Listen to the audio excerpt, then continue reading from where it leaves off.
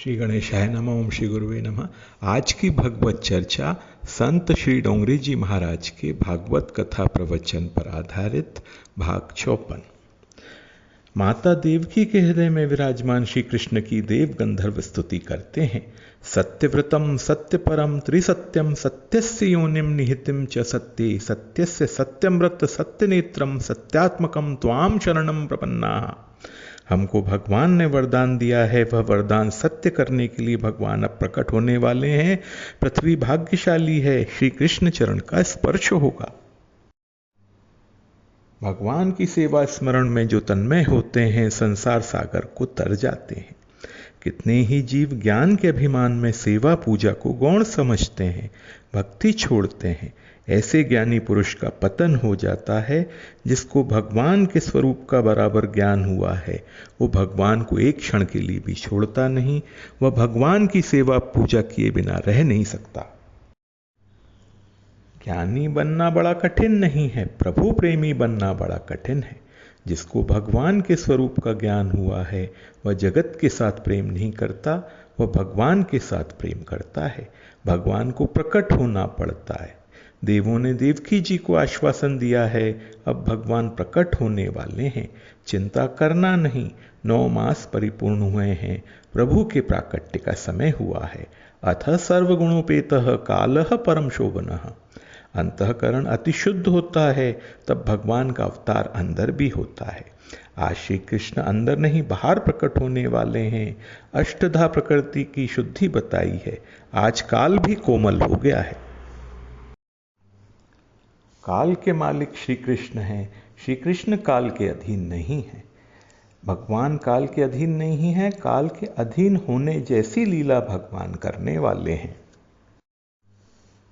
10 दिशाएं प्रसन्न हुई हैं, एक एक दिशा के मालिक एक एक देव हैं।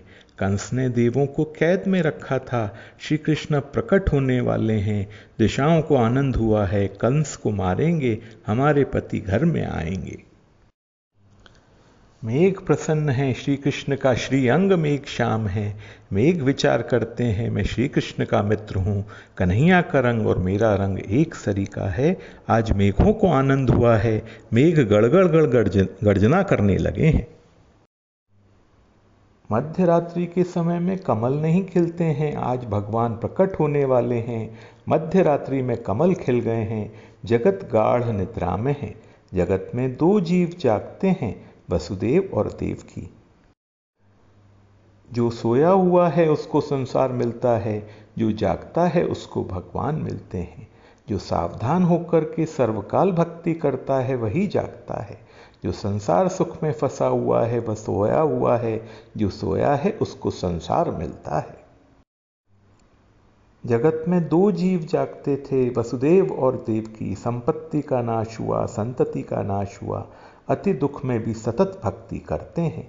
दर्शन की तीव्र इच्छा है, एक बार दर्शन हो जाए। वैष्णव जब दर्शन के लिए अति आतुर हो जाते हैं, कब दर्शन होगा, कब भगवान का अवतार होगा। परम पवित्र समय प्राप्त हुआ है। भाद्रपद मास कृष्ण पक्ष अष्टमी तिथि रोहिणी नक्षत्र का सुयोग है। मध्य रात्रि में आकाश में देवगण गंधर्वगण बाजा बजाते हैं, अप्सराएं नाचती हैं, मंगल गीत गाती हैं। परम पवित्र अष्टमी की मध्य रात्रि में माता देवकी के सम्मुख चतुर्भुज रूप से श्री कृष्ण प्रकट हुए हैं। बोलो श्री कृष्ण कन्हैया लाल की जय। तमुद्धतं बालकमम्बुजेक्षणं चतुर्भुजं शङ्खगदायुधायुधं श्रीवत्सलक्ष्मणं गलशोभिकौस्तुभं पीताम्बरं सान्द्रपयोधसौभगम्। कारागृह में वसुदेव देवकी को चतुर्भुज नारायण का दर्शन हुआ है। मेरे लिए भगवान कारागृह में आए हैं।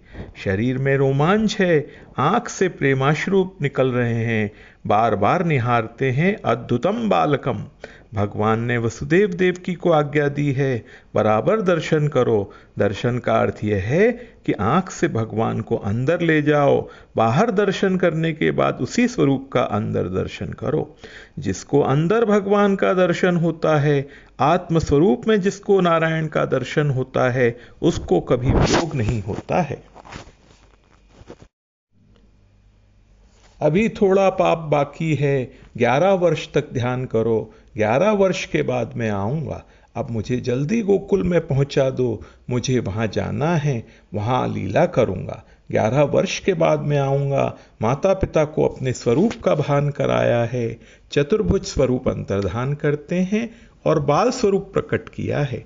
देवकी माँ गोद में लेकर प्यार करती हैं, हृदय का प्रेम रस बाल कृष्ण को अर्पण करती हैं, बार बार निहारती हैं। वसुदेव देव की विचार करते हैं, अभी थोड़ा पाप बाकी है, अभी आज्ञा हुई है 11 वर्ष तक ध्यान करो, परमानंद होता है। वसुदेव जी को थोड़ी शंका होती है, बालकृष्ण को गोकुल कैसे पहुंचाऊंगा। टोकरी में गादी रखी है, गादी में बालकृष्ण को रखा है। कंस के सेवक जागते हैं, मैं बाहर कैसे जाऊं। देवकी जी ने कहा, यह बालक कोई साधारण बालक नहीं है, अद्भुतम बालकम, ब्रह्मादिक देवों का भी यह पिता है। बालकृष्ण को आप मस्तक के ऊपर रखो। वसुदेव जी बालकृष्ण को जब मस्तक पर रखते हैं, हाथ पैर की बेड़ियां टूट जाती हैं, कारागृह के दरवाजे खुल जाते हैं। भगवान को जो मस्तक में रखता है उसका संसार बंधन टूट जाता है। योग माया का जन्म हुआ है, जगत गाढ़ निद्रा में है, सभी को गाढ़ निद्रा लगी है। कंस के सेवक निद्रा में हैं, बालकृष्ण को मस्तक में रखा है। वसुदेव जी बाहर आए हैं, मध्य रात्रि का समय है, मेघ झरमर झरमर बरस रहे हैं।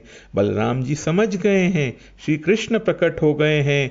बलराम जी शेष स्वरूप से दौड़ते हुए आए हैं, फनों से छत्र धारण किया है। अभी तो यशोदा माँ को दर्शन हुआ नहीं, प्रथम दर्शन श्री यमुना महारानी माता को हुआ है। मेरे मालिक आए हैं, श्री यमुना जी को अतिशय आनंद हुआ है। यमुना जी का जल बढ़ने लगा है, वसुदेव जी के गले तक जल आया है। वसुदेव जी घबराए हैं, बालकृष्ण लाल समझ गए हैं कि यमुना जी आई हैं। टोकरी से चरण को बाहर निकाला है। श्री यमुना जी चरण में कमल की भेंट अर्पण करती हैं, चरण को स्पर्श किया है। यमुना जी को अति आनंद हुआ है। आकाश में देव ऋषि दर्शन करते हैं, यमुना जी के चरणों में वंदन करते हैं, श्री यमुना महारानी का जय जयकार करते हैं। अति आनंद में यमुना जी स्तब्ध हो गई हैं, जल धीरे धीरे कम हुआ है। वसुदेव जी गोकुल में नंद बाबा के घर में गए हैं। योग माया का वहां जन्म हुआ था। योग माया का ऐसा आवरण था कि यशोदा जी को भी गाढ़ निद्रा लग गई। कुछ तो हुआ, बालक हुआ कि कन्या हुई, कुछ खबर नहीं पड़ी। वसुदेव जी अंदर गए हैं, यशोदा जी की गादी में बाल कृष्ण को रखा है। बाल कृष्ण को बार बार निहारते हैं, विचार करते हैं, मेरा पाप कैसा है। परमात्मा को मैं दूसरे को देता हूँ और माया को अपने घर में ले जा रहा हूँ। भगवान की आज्ञा का पालन करने में ही जीव का कल्याण है। योग माया को लेकर के वसुदेव जी मथुरा आए हैं। कारागृह में जैसे ही प्रवेश करते हैं, हाथ पैर में बेड़ियां आ जाती हैं, दरवाजे बंद हो जाते हैं।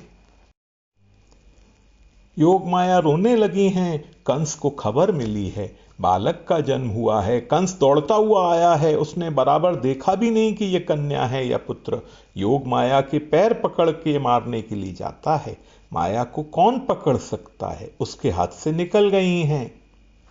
कंस के मस्तक पर जोर से लात मारी है। अष्टभुजा मातु की जय।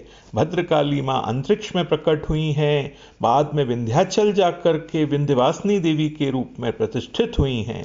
कंस को कहा है, मूर्ख तुम्हें अक्ल नहीं है, बच्चों को मारता है, तेरे काल का जन्म कभी का हो चुका है, ये तो बड़ी देवी हैं। मेरे काल का जन्म हो चुका है ऐसा कहती है। कंस घबराया है। आकाशवाणी ने मुझे कहा था कि देवकी का 8वां गर्भ मेरा काल है, ये तो देवी है। जमाना बदल गया है, अब तो आकाशवाणी भी झूठ बोलने लगी है। मैंने आकाशवाणी में विश्वास रखा था, मेरी भूल हो गई। इसके बाद वसुदेव देवकी को वंदन करके क्षमा मांगकर कंस घर में चला जाता है। अगले सत्र में नंद महोत्सव की चर्चा प्रारंभ करेंगे। आज का भगवत चर्चा यहीं तक। ओम श्री गुरुवे नमः।